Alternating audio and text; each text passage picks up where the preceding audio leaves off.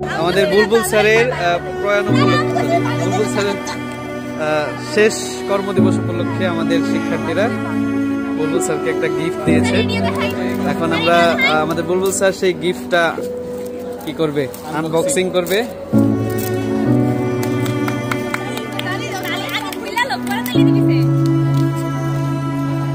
যে এনারা হচ্ছে বুলবুল স্যারকে এই গিফটটা দিয়েছেন।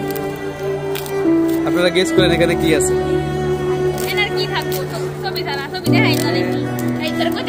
এক জনমের স্মৃতি আছে,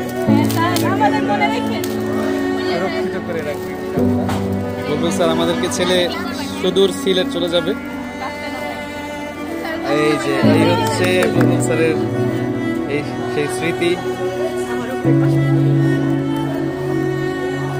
খুব সুন্দর।